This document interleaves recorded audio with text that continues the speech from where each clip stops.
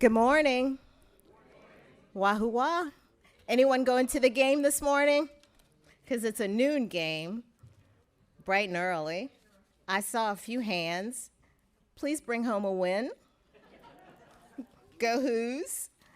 I'm Althea Brooks, and I'm Senior Director of Lifetime Learning in the Office of Engagement. It's so good to see you all out this morning on this beautiful fall morning. Welcome to our in-person, and then also welcome to those online. We have quite a few who joined us live stream this morning, so thank you for being here. We've got some Batten Board of Directors here. Welcome. We're glad to see you as well.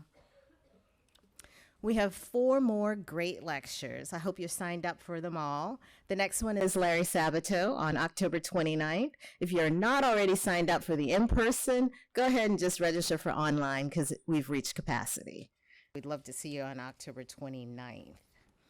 Also learn about other lifetime learning programs at engagement.virginia.edu. And we're thrilled to welcome Ian Solomon.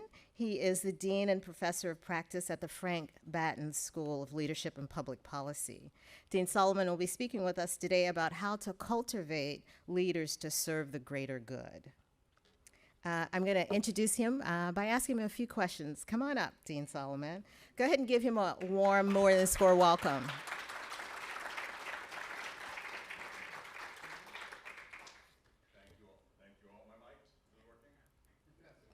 Fantastic. Good morning. Excellent. Thank you for being here at More Than Score this morning. Thank you, Althea, for organizing this. Although I must say, Larry Sabato's getting a full crowd. Come on, guys. I want some energy out there. You know, he has a reputation.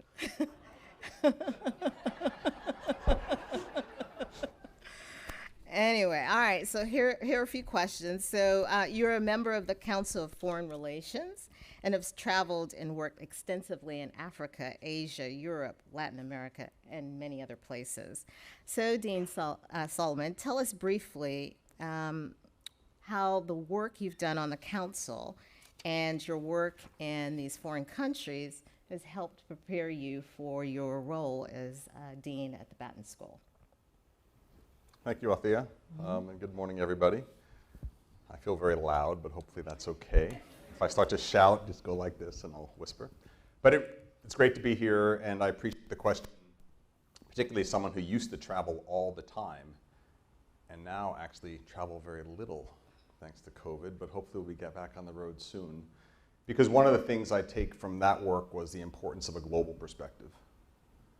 Right? We like to think that everything happens here. We are 5% of the world. It's a big world out there. Lots of people, lots of ideas, lots of challenges. So one of the things that come to me from that work is just always trying to remember 95% of the population that's not within US borders. Also, I think a level of just an appreciation for our common humanity, right? I've been to 40 some odd countries, and secret, people are people. And we're all complicated, and we're all problematic, and we're all relatable and care about connection. Yeah. And I guess the third thing is, you asked about travel. My first trip, my first passport actually was for a trip to South Africa that I did as an undergraduate student. Ended up staying for the year leading up to the election of Mandela and watching the negotiations to reconcile that country after apartheid continues to be a major motivator for me, and I'll talk about that a bit today. Because to me, that is the greater good, thinking about how do we bring people who are torn apart and bring them together. Thank you. Such a great answer. Okay, so here's another one. But let me tell you a little bit about his background. Now that's loud. He's from New York City. He earned his BA from Harvard University and his JD from Yale Law School. He's worked as Associate Dean and Visiting Lecturer at Yale Law and Vice President and Lecturer in Law at the University of Chicago. So here's your question. How long have you been at UVA, and how do the cultures and academics of these other institutions compare to UVA? So I started here. Sounds are bouncing off of walls. I started here, and the football game hasn't even started yet. Started September 2019, so I'm now in my 4th year here at UVA. and I've benefited from many excellent and expensive institutions. And I will say a couple things about UVA. One is, and I've actually talked about this with other people who I've gone to school with, there's a tremendous joy and passion and humanity at UVA. And that really struck me. The other thing I'd say is that, and this is my experiences most closely within the Batten School, I've never seen another institution take education and the teaching of students as seriously as we do. A wahoo-wah, right? All right, I have one more question for you. So I understand that you reside on the lawn. You're a lawnie. With the Bradshaws, actually, it seems. But, which pavilion do you reside, and can you tell us a little bit about the history of this pavilion and how you've highlighted that history for those that lived and worked there? Great, thank you, Althea. I live in Pavilion 10 on the lawn on the east side, furthest from the rotunda, has the green shutters. Last night, there was a very loud party going very late. One of the joys of living on the lawn. And there's a lot of history in Pavilion 10. So if you've walked past, you see the plaque on the ground about starting the honor code in 1842. Well, that was because the pavilion resident, John Davis, was shot by students fighting. People used to walk around with guns and stuff around here, very dangerous. Happily, hopefully, residents of pavilions are now safer. And there is a lot of history in Pavilion 10. In fact, I have an exhibit in the basement that talks about some of the people who were both enslaved and worked there and enslaved others and lived there, including an exhibit about Fanny Gillette Hearn, who had been Jefferson's chef in the White House. He took his enslaved worker back to Monticello, and she was sold at an estate sale after Jefferson died, purchased by Robley Dungleson, who was the first resident of the pavilion, lived there for 8 years, to be his chef inside Pavilion 10. John Minor, big name around town, lived in the Pavilion 10 for 50 years, 1845 to 1895, so through the Civil War. After him, his great-nephew, William Minor Lyle, was there for another 40 years. A lot of history. Some of it quite troubling and problematic and requiring our hard work to overcome. But we'll get to that too. Thank you so much. Please help me welcome Dean Solomon to More Than Sport. Thank you, Althea.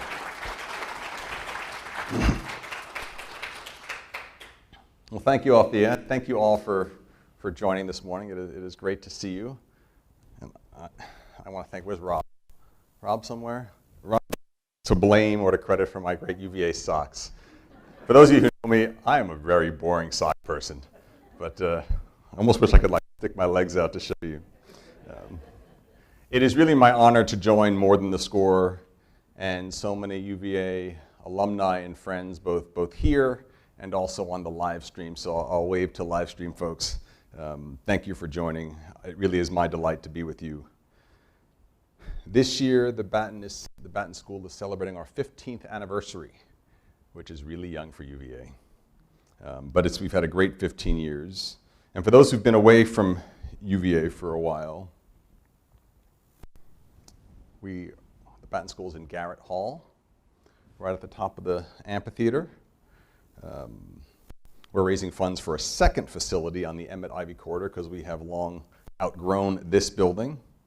And our focus on the integration of leadership and policy makes us unlike any other school in the world. And I'll talk about that today. We chose this title, Serving the Greater Good, because that is the ambition of the Batten School. And our mission is simple, yet profound. We serve the greater good by 1, developing outstanding leaders, 2, creating new knowledge to solve our toughest public policy challenges, and 3, engaging with the public to put this knowledge into action. And we do this in a unique and compelling way. So I'll make a few remarks up front, but I do want to get to Q&A and hear what's on your mind. Now, have you noticed that so many people seem stressed out, exhausted, maybe even depressed these days? Maybe you do too. You're still struggling with this pandemic or post-pandemic or pandemic phase 2 malaise, even as we get back to normal-ish. And it's so great to see you here and see your smiling faces without your masks, and welcome those with your masks. Keep them on, stay safe. Maybe I should wear one too. But I suspect one reason for this anxiety is concern about the threats we face right now. Right? One threat is global conflict, exemplified by the Russian invasion of Ukraine. The risk of dangerous escalation seems greater than the probability of peace right now. Another threat is the breakdown of democratic culture and institutions. Feeding and fueling that threat is a cancer of political polarization and toxic tribalism. Political opponents presented as enemies, and traditional enemies embraced as friends. There's enormous anxiety about government failure to provide basic public services in the forms of education, and around here you can't even get buses to take your kids to school right now. Or health, or public safety. Other challenges also demoralizing, such as declining life expectancy, food insecurity, persistent racial inequality, economic dislocation and poverty. How about the dangers posed by climate change? And the perception that we are running out of time to take meaningful action. So I don't bring up these challenges to ruin your Saturday. It is important that we do not let ourselves get overwhelmed or paralyzed by fear. It's much more constructive to focus on solutions and actions that we can take. And to remind ourselves that this country has faced existential threats before. Global conflict today is not as grave a threat as it was in World War II or the Cold War. Political polarization has been much, much worse before. And our democracy has proved resilient. And for all the cynicism and all the noise out there and concern about our institutions, they remain, in many cases, vibrant and hopeful. The recent Batten graduation. Nevertheless, there are aspects of our insecurity that we must address. We are confronted with urgent, complex problems of human social organization, trust, and cooperation, and together these problems threaten enormous suffering and are actually epic challenges for our democracy and our society. And to solve these problems, we need new habits of thought and behavior. Well, changing habits of thought and behavior is the work of leadership. And the words of our founder for the Batten School, the late Frank Batten Sr., are as true today as when he uttered them 15 years ago. He said, "Never has there been a greater need for the university's most important product, enlightened and ethical leaders who leave grounds prepared for public life in their communities, in their professions, in the world at large." Enlightened and ethical leaders prepared for public life. And Frank Batten was keen to emphasize leadership in contrast to management. He believed it was relatively easy to find good managers who could make the proverbial trains run on time, but much more difficult to find leaders who could drive transformational change. And that's what we are about at the Batten School. So let's talk a little about leaders and leadership. You're up early, but we're going to make this a little bit of a class. I might call on you, Joan, or John. Michael, beware. But when you think of a leader in any field, what are some names that come to mind? Shout them out. Think of a leader, shout out some names. Okay, we'll come to traits and ideas, but some names of people. Matthew. Malcolm Brogdon. Malcolm Brogdon, a graduate. Okay, other names. Zelensky, fantastic. Other names of leaders that come to mind. Franklin Delano Roosevelt, excellent. Other leaders? Chris Long, football, yes, fantastic. And Merkel. And Abraham Lincoln. Obama. Martin Luther King, fantastic. Okay, Stacey Abrams, fantastic. No, so this is to that question, excellent. Not necessarily leadership, you don't have to like them. You may not like their politics, but people who represent leadership, people who have disproportionate influence on the thoughts and habits and ideas and actions of others, right? So, and I like someone mentioned Obama. I worked for Obama, and people like some of what he did and don't like other things. But now to get to Michael's point, what are some of what about the behavior of Obama characterized effective leadership? Optimism, authenticity, communication, trustworthy, vision, role model, caring. So some of these are perhaps personality traits, right? Some are skills, right? Some may be ethical values. Some might be just natural. He is an optimistic person, right? Just something unique to his personality. Some have to do with circumstance. So someone mentioned Malcolm Brogdon. Karen mentioned Malcolm Brogdon. Joan mentioned Chris Long. Both demonstrated leadership in a very particular circumstance, right? I mean, I don't know how well Chris Long could do Jim Ryan's job as president, right? May have fantastic leadership skills, but are they appropriate for the task at hand? Maybe, I don't know. And actually, Chris and Malcolm have both Malcolm's still playing for the Celtics now, but they demonstrate leadership through their philanthropy too, not just on the courts. And Malcolm, hopefully inspired by his Batten education, has actually been quite thoughtful about how he wants to make his mark, not just as a player and a role model, but as a philanthropist. And we're very proud of that. The Batten School, we like to say that leaders are made and not born. Right? Now, there are certain traits that may be naturally born, but we believe that everybody's leadership can be improved through training and practice, and that is at the heart of what we do. And I prefer not to characterize leadership as good or bad. I think it's more helpful to think about what is more effective and what may be less effective. And if we're talking about effectiveness, I think we have to ask, effective for what? With whom? How? And under what set of circumstances?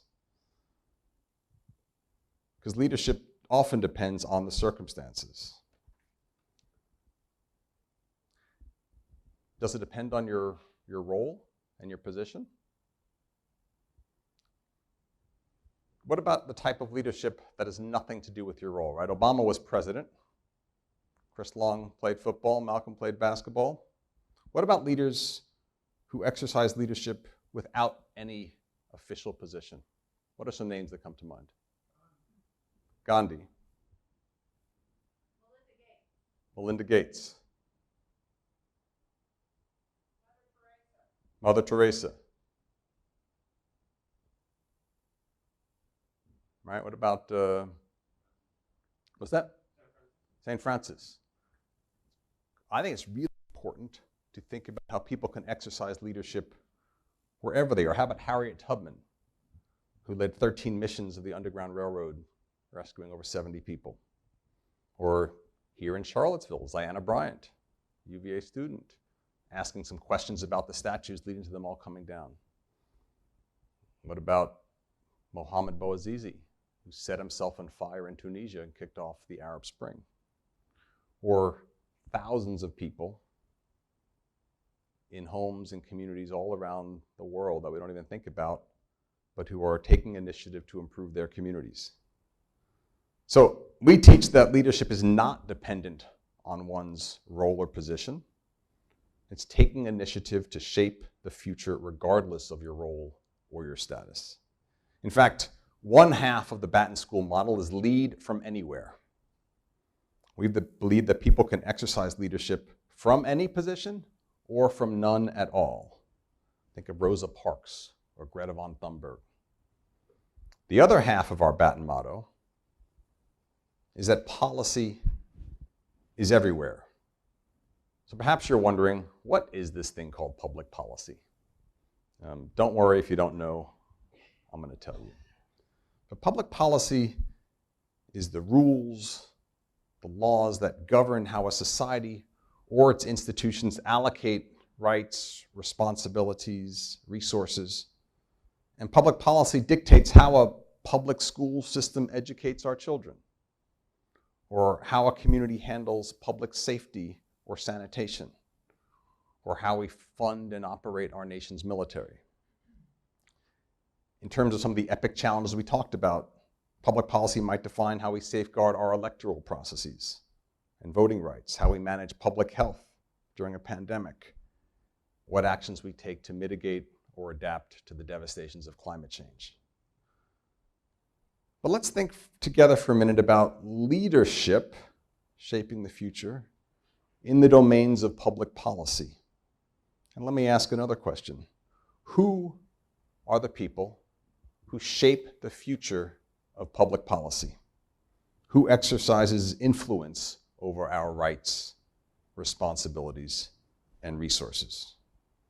Shout out some examples.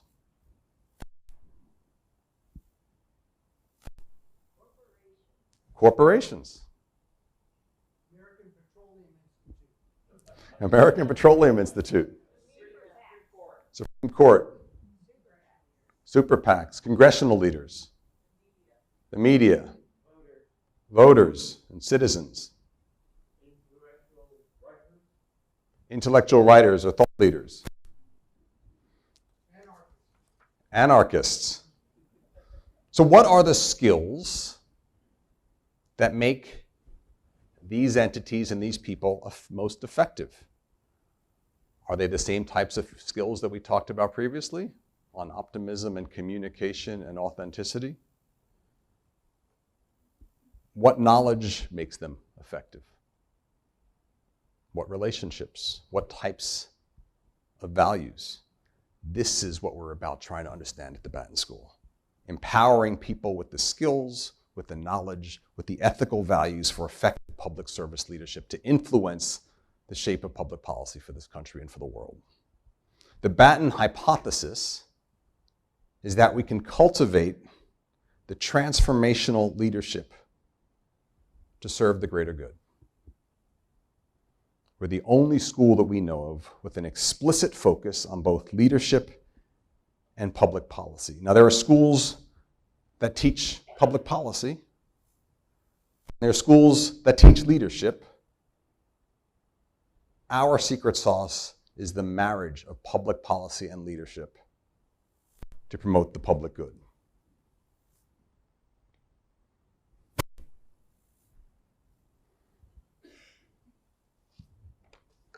We integrate leadership and policy in our research, in our teaching, and in our public engagement. And we apply the very best in leadership science and pedagogy with the skills of policy analysis. And the results are powerful. Students learn a unique approach to leadership in both theory and practice, and we want them to develop capacity for leadership that is evidence-based, grounded in facts, literate with data, informed by context, non-ideological, deeply rooted in an understanding of human behavior and psychology. And in addition to a unique perspective on leadership, we encourage a unique approach to public policy, an approach to policy that is aligned with what we know about human psychology and relationships, about system social dynamics, stakeholder groups, and factions. Policy that is thoughtful about context and situation, that is implementable, action-oriented, pragmatic, sustainable. And we achieve this leadership and policy integration with an extraordinary faculty that is extraordinary, interdisciplinary. We're applied microeconomists, experimental social psychologists, political scientists, policy scholars with deep subject matter expertise, as well as practitioners and amazing educators who take their teaching incredibly seriously. And we've developed an original curriculum and compelling course offerings, and you can find details on the Batten website if you are interested. Students learn psychological insights about human behavior, about influence and persuasion, motivation, bias. They're introduced to concepts of resilience, the effect of different mindsets, the panoply of cognitive errors that people make in decision making. These are sometimes referred to as the soft skills. I'm not sure why they're soft. Students also learn quantitative problem-solving skills, how to frame questions and define problems, how to collect and analyze information, how to construct alternative solution options, and the evaluative criteria to judge those different alternatives, how to test hypotheses, project outcomes, and how to communicate decisions and recommendations. And they become very familiar, as our MPP student Caitlin can tell you, with research methods, statistics, the tools of economics that are sometimes referred to as the hard skills.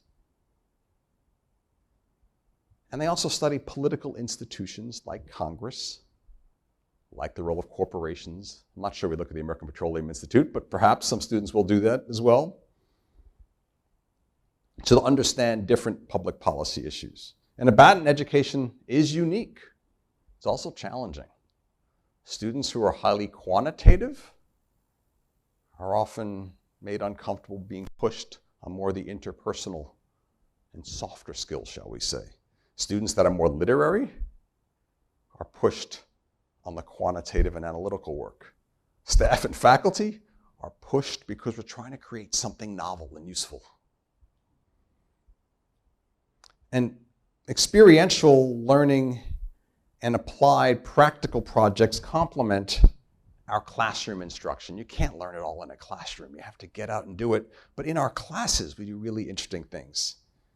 In one of our classes, for example, students analyze a personal leadership failure, a time when they were unable to motivate the cooperation of others, or perhaps they were unable to analyze a context and created more chaos than change. And we all know the importance of learning from failure, but many people would prefer not to do it. Our students, we don't give them a choice. They develop a case study of their failure, and in some cases it's something went wrong during an internship or previous employment. In one of the cases I recall, it was an unsuccessful effort to establish a new political organization. And they diagnose the situation and the nature of the problem that they faced. They map out the stakeholders and the sources of both formal and informal or positional authority. They analyze the sequence of decisions they made, how they communicated, who they involved as allies. Then they spend time with a classmate peer consultant to dive into the situation, to help think through the case, delve into the difficulties, highlight the lessons from the experience. And in this course, the classroom becomes a learning laboratory without fixed roles or expectations. So the professor here tells students where the classroom is. They come, and they take their seats, and they're waiting for the professor to exercise positional authority and tell them what's going on. And they sit there and they look around. And the professor doesn't tell them what they're supposed to do. The class itself becomes a living experiment And the students are both observers and participants in this experiment. Who takes initiative? Who follows? Who stands aside and just observes? What factions begin to form? Perhaps people are like, why are we even here? Let's just leave. What roles do people play? How do they handle conflict? How do they set goals, either individually or for a collective? Who makes decisions? How do they deal with uncertainty? What dynamics emerge related to race or gender or age or economic status before they became master students, or whether they transferred in from community college? What makes certain people more influential than others? What makes certain people more vulnerable? How does this evolve over the course of a class or over the course of the course itself? As people learn the rules, learn new rules, or try to establish and create new rules. The classroom becomes a social system to be experienced, to be interrogated, and analyzed. And eventually the TAs and the professor do take this laboratory and help to distill the lessons that students should be learning about the laboratory of a class. Most students will also have real-world client work on real-world policy and leadership challenges. And with their client, they'll be expected to develop their written and oral, and includes recently digital communication skills. In several of our classes, students will confront ethical dilemmas and wrestle with conflicting responsibilities or values. What trade-offs are they willing to make? How do they justify them? What are the likely consequences in these ethical dilemmas? Many students take a class called Psychology for Leadership. And among other topics, they investigate the power of changing the situation to change behavior. For example, my son may be more likely to eat vegetables if we don't stock quite so many potato chips in Pavilion 10. Maybe his dad too. Kids are less likely to smoke if they can't buy cigarettes at school. People may take less food at a buffet if the plates are smaller. Is it easier sometimes to change the environment than to change attitudes? And how might changing the environment, changing behavior, then change attitudes? We also expect students to develop skills of negotiation and advancing their interests in contexts of conflict, cooperation, competition. Negotiation is one of the topics that I've enjoyed teaching because students find it so valuable and applicable in all aspects of their lives. But I realize I'm getting old. I think this group, I can use this. Not that you're old, but one of the simulations that I've used for years refers to the Kelly Blue Book to find values of used cars. Students have no idea what I'm talking about.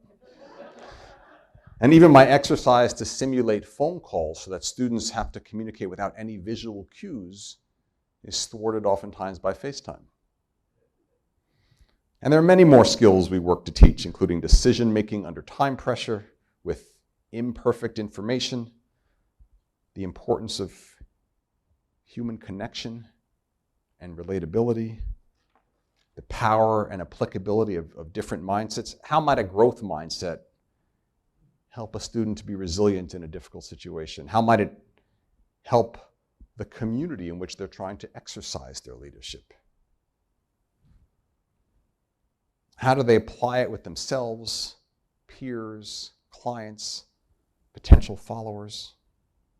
And everything that we teach, which also distinguishes us from many other places that try to teach leadership, it's backed up by research, including original research by Batten faculty. My colleagues are some of the leading global experts on the dynamics of leadership trust and betrayal, for example.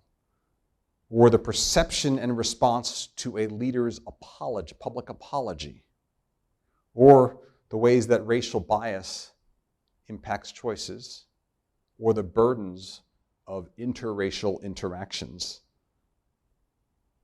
or the rationality and irrationality of team decision-making, the behaviors that contribute to more effective lawmaking, getting more legislation passed. These are all topics of original research by Batten faculty, where we are among the top in the world doing it. And then on policy issues, on opioid deaths, to college access, to environmental regulation enforcement, and many more. Now, I don't have a catchy tagline for our approach to leadership. I know John Milton's trying to get me to get one, but still working on it. But it's evidence-based, policy-smart, humble, informed, pragmatic, service-oriented, solutions-focused. I don't have the language. And there are many useful frameworks for thinking about leadership. You may have heard of some of these: authentic leadership, adaptive leadership, primal leadership, born leadership, servant leadership, transformational leadership, situational or contingent leadership, path goal theory. Really good contributions, and we want to expose students to all of those examples and more with a healthy dose of skepticism, humble skepticism. And most importantly, we want them to stay curious and questioning and to test things against their own experience. As a student, and I consider myself a student of leadership, I take on the same task to stay curious while remaining true to what I believe is most important. At the end of the day, my personal passion and our purpose as a school is not about leadership for the sake of leadership or policy for the sake of policy. I'm not interested in leadership for the sake of leadership. My vision for the Batten School is that our students will be motivated to serve a greater, larger, global good. They will have an orientation towards our common humanity. They will see themselves having responsibilities beyond just themselves and their organizations or their clients to consider the human whole. I'm not interested in leadership as a tactical exercise in just getting something done. To me, leadership is inextricably linked to service. And I like to say that love is what is at the heart of service, and service is what is at the heart of leadership. Service should also be at the heart of public policy. Is someone taking initiative to serve their community, or are they merely serving themselves and their appetite for power or advantage? I believe that serving others is what gives leadership its meaning and prevents it from becoming corrupt. And let me go one step further to suggest the real challenge is not simply the act of service, but serving the greater good. This was the lesson I took away from my time in South Africa observing Nelson Mandela. To address our epic challenges as a diverse and divided world, we need leadership that pulls people together rather than tears them apart. Leadership that heals the divide rather than aggravates it. The greater good asks, what is good for others too? What ensures that larger numbers of people are benefiting? Creating win-win solutions. Baking a larger metaphorical pie rather than just fighting over the size of your individual slice. Greater good leadership sees democracy as a collaborative joint venture rather than a cutthroat competition. It's about working with others, both those who agree and those who don't agree, to find solutions that consider the good of the whole. Greater good leadership is not only about outcomes, but also about the process and the relationship and the residual goodwill created through collaborative work. In fact, the leadership that really inspires me is the leadership that takes diverse groups of people who have competing and even conflicting values and mobilizes them to solve our epic human challenges like the ones we defined earlier. That will require that leaders have the courage to engage with ideas that they despise. Tell my students that if they are not outraged by something they hear during their time as students at Batten or at UVA, then we are failing to prepare them for the demands of leadership in a diverse and divided world. But we're not failing. We're doing exceedingly well. And most importantly, our students are thriving. The measure of our success over the long term will be the contributions of our students and alumni as leaders in the world. I'm very proud of our Batten graduates, including Malcolm Brogdon, as lifelong students of leadership, policy, public service. We're a young school, we're a small school, but we are rising to the moment with hope, with determination, with innovation. So thank you for giving me some time this morning. I appreciate your support and engagement. This is an extraordinary time to be at UVA with the Karsh Institute of Democracy and the New School of Data Science and the leadership commitment to confront our complicated history. I'm excited about Batten's future and feel extremely privileged to be the dean. So I leave you with this.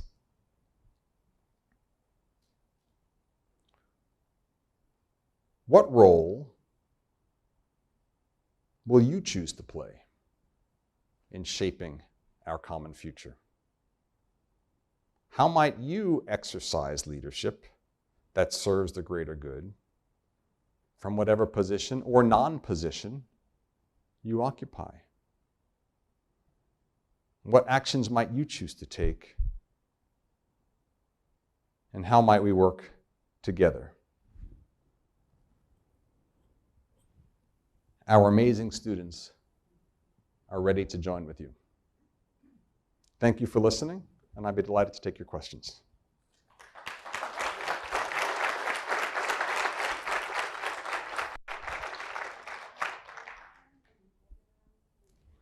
I think so. So yes, microphones will come around to you.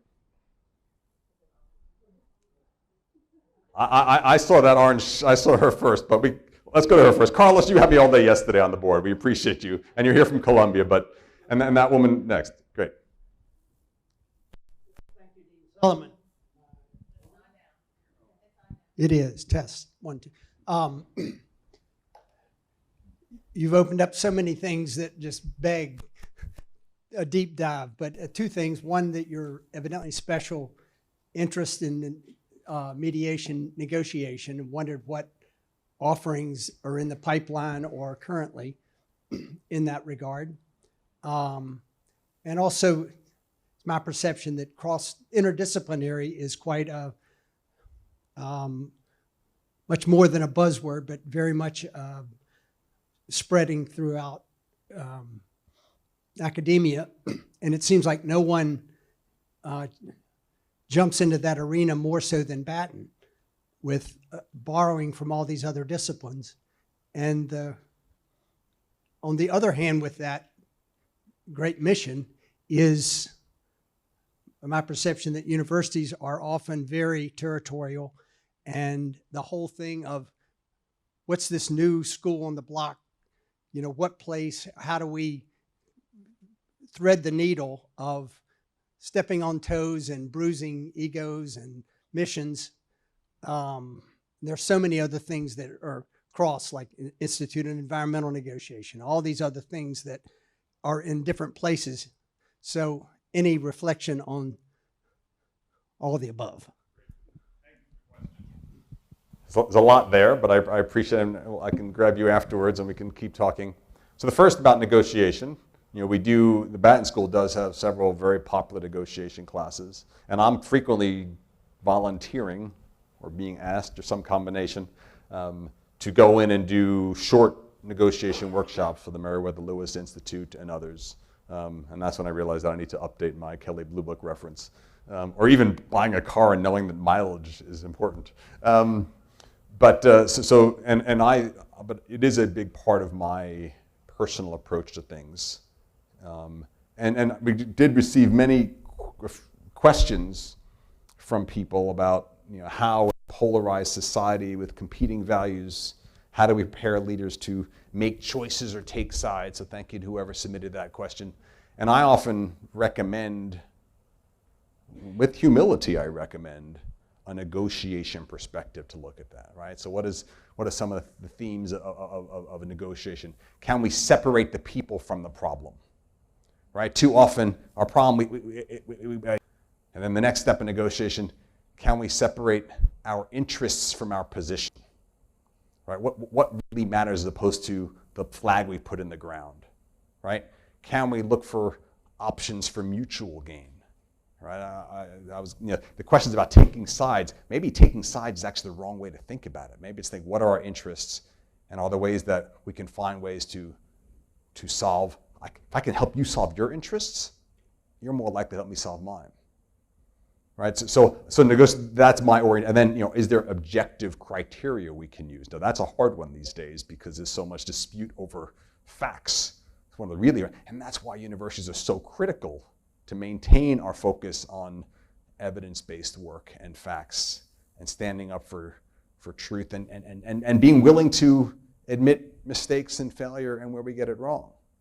But you talked about some of the challenges also of interdisciplinarity within institutions. And you're right, it is at the heart of the Batten School design, but it's also difficult, particularly if getting tenure in my field requires me to walk this way, and getting tenure in your field requires you to walk that way. How do we find ways to walk together? And we haven't solved that perfectly.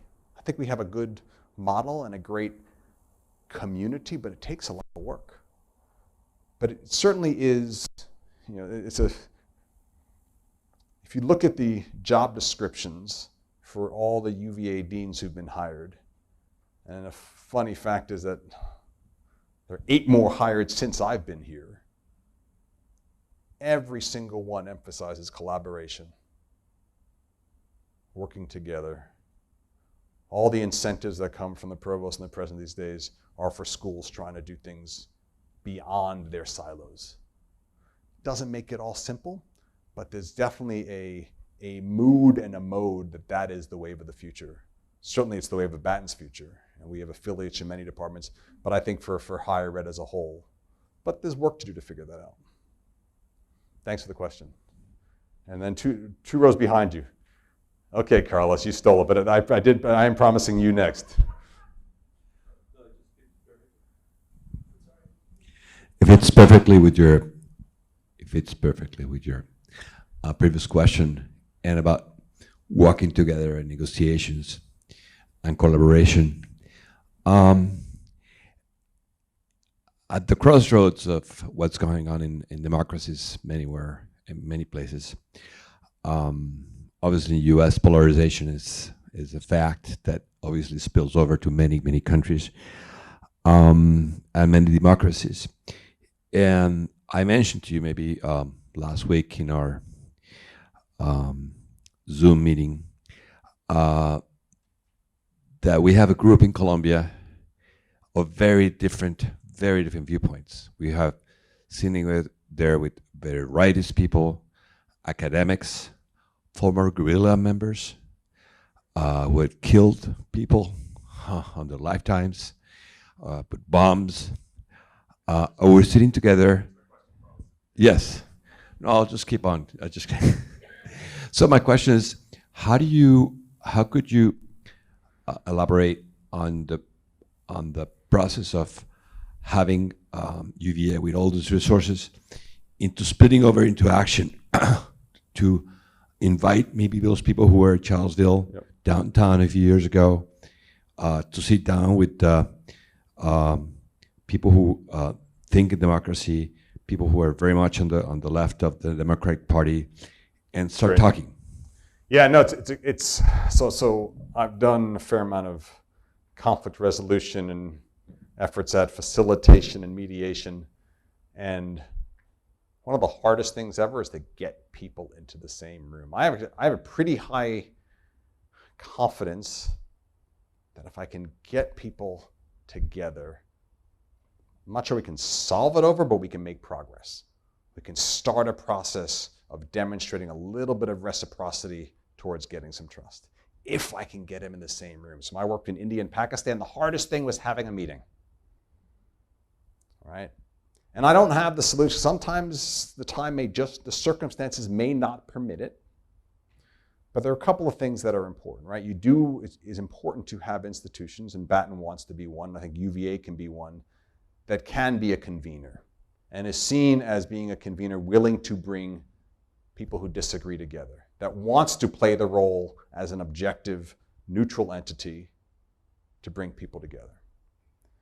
The other thing is the importance, and sometimes they call it the third side, not the fourth side, or as we do but of outsiders who can nudge others to sit together, right? And the outsiders might be artists or musicians or the media or others, but can we get others to help in this problem? So it's not just the politicians themselves or the activists on the fringes. It's how do we get our religious organizations, our civic organizations, to be pushing towards to orient themselves towards greater good. It's really hard because these days, all of us, myself, I can get really angry and really partisan. But I know that's not the greater good, because at the end of the day, and I watched this with Mandela, a country that excludes all your opponents and enemies is not going to long be a country. Sorry, this side, you've gotten the raw deal on the hand raises here, but a bit of a follow-up to your question, but do you have dedicated requirements and coursework that help to teach these brilliant young people in your program to become social and political organizers and have direct experience within the community to become a successful organizer, like some of the leaders that we mentioned? So we certainly have electives that are on advocacy and organization. It's not a required class on becoming a social organizer, but students with that interest can, and all students will have to choose a client to work with on an applied policy project. And they can choose an organization that's doing that to work with and work with the leadership there to develop that, but it's not a requirement. I do think the skills of organizing and the skills of influence and the skills of persuasion, the skills of understanding persistence and overcoming obstacles, I think those are transferable. One of the challenges we face, and this has been true since the school was founded and designed, right? We're kind of offering all the required classes that a traditional public policy degree might offer, and all the analysis and economics and research methods and data analysis, and we're putting on top of that a psychology for leadership. We're putting on top of that additional things around, right? So there's not that much room left. And I would love us to have, when we're trying to develop now, quicker ways for people to get pieces of this, even if they're not enrolled full-time for a degree, right? So lifelong learning opportunities like I guess this is, ways to come in for an hour or 2 hours, perhaps even pull up your phone for an hour or 2 hours and get some value from it, even if you're not enrolled full-time. Yes?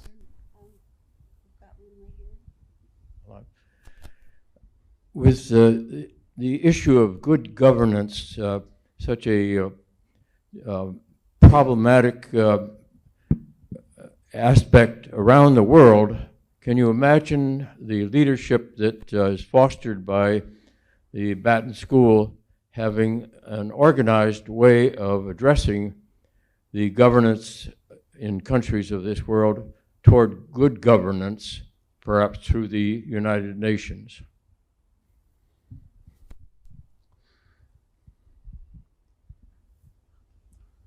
So,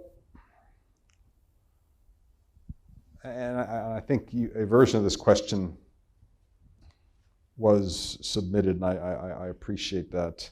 And whether it be a UN or other agency with the funds and the authority, perhaps to promote better governance in the world. I want to play professor here, but we don't have the time, and say, well, right, and kick it back. We don't have time for that. So I do think, and I have experience from my World Bank days, where there can be pieces of it where you offer resources to countries that wish to take advantage of those resources on improving governance, on transparency of financial transactions, might be that you care about in the realm of governance, and offer it to those countries that want to take it. It's not clear to me that the UN at the moment or any of our multilateral organizations have sufficient clout or authority or even respect to really play that role right now. Could I imagine a scenario where UVA and the work of the Batten School, or the Batten School along with some others, develops some amazing training materials that's really compelling and professionally done, and that countries want to take advantage of our training materials? I can see that. You know, I did, before I came into this role, I did some training for the Bank of Ghana on leadership, right? Because they were quite interested, but they sought us out. I do hope that as we get more and more the word of what the Batten School is doing out into the world, and that's a real project for us. We're only 15 years old, but we have a lot of value to add, that we will have clients and students from around the world, and perhaps other countries who want to send their ministries to Batten programs to learn certain things. So I think there's possibilities, but I see it more, I'm orienting more at this moment on an educational approach as opposed to kind of a government or UN imposed process there. Hopefully that's responsive. Okay. Thank you. I have a quick question. Those who forget the past are doomed to repeat it. So we may be doomed to repeat it anyway. But. Exactly. So the idea, when your presentation, you showed the idea that you think things are bad, but you could look back in history and said there are situations that have been worse. What patterns are you seeing, or as you look back, if you said, look, one or two key patterns I'm seeing we're doing again, or is this really different than it's been in the past, as you think about what's going on in the world today?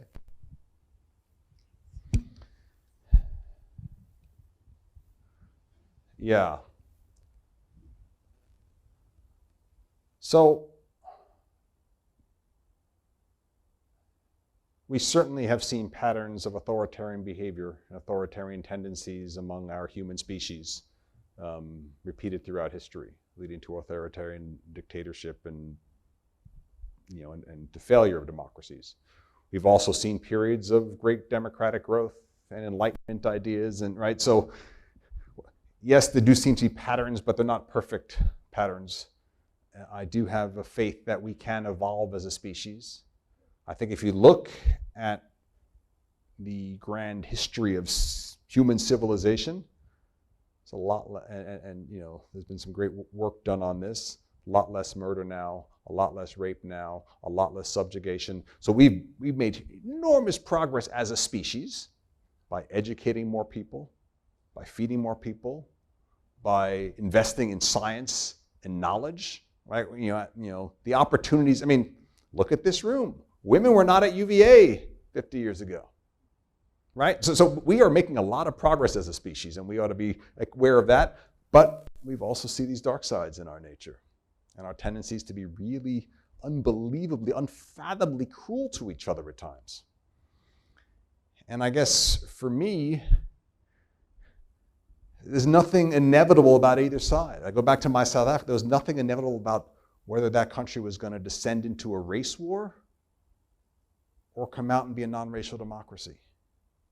There's nothing inevitable about whether this democracy we live in now is going to survive.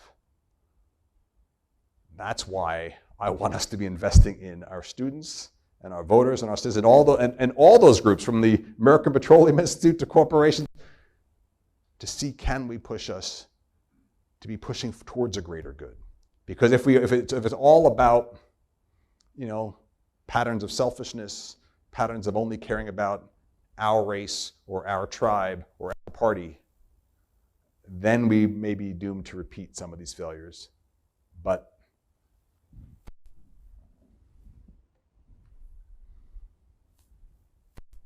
this class of MPPs, they chose the Batten School because they want to be part of a different narrative, which is serving the greater good. And that's probably it. Thank you guys for joining today. Thank you, Dean Solomon. On behalf of Lifetime Learning, we have a small gift of appreciation. Thank you for your talk today, and hopefully you all feel inspired. Enjoy the rest of your day and have fun at the game and grab some duck donuts and coffee on your way out.